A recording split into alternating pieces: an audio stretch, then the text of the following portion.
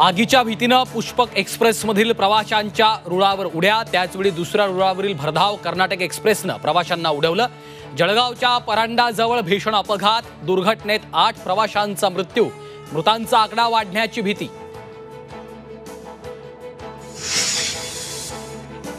जळगावमधील भीषण एक्सप्रेस अपघातात भरधाव कर्नाटक एक्सप्रेसनं मृतदेह दूरवर फरफटत नेले। प्रवाशांचा अक्षरशः चेंदामेंदा, मृत प्रवाशांची ओळख पटवणं कठीण।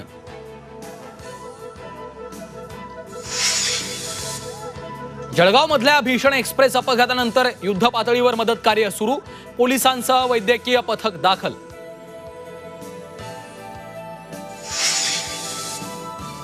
जळगावमधील पाचोरा नजीकची घटना अत्यंत वेदनादायी। मुख्यमंत्री देवेंद्र फडणवीस यांची दावोसमधून ट्विटरच्या माध्यमातून प्रतिक्रिया, तर आपत्ती निवारण मंत्री गिरीश महाजन घटनास्थळी दाखल।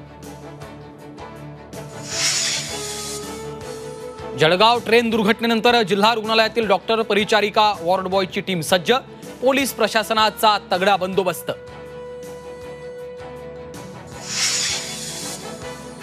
वाल्मिक कराडला बीड कोर्टाकडनं 14 दिवसांची न्यायालयीन कोठडी, जामिनाच्या शक्यतेनं देशमुख कुटुंब अस्वस्थ।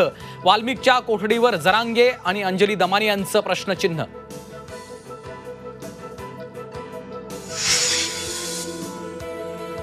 रायगडच्या पालकमंत्रीपदावर भरत गोगावलेंचा दावा कायम, काहीही झालं तरी पालकमंत्रीपदावरचा दावा सोडणार नसल्याचा निर्धार। स्थानिक स्वराज्य संस्थांच्या निवडणुका महायुती एकत्र लढणार, भाजप प्रदेशाध्यक्ष चंद्रशेखर बावनकुळेंची माहिती। महायुतीला चांगलं यश मिळणार असल्याचा वर्तवला विश्वास।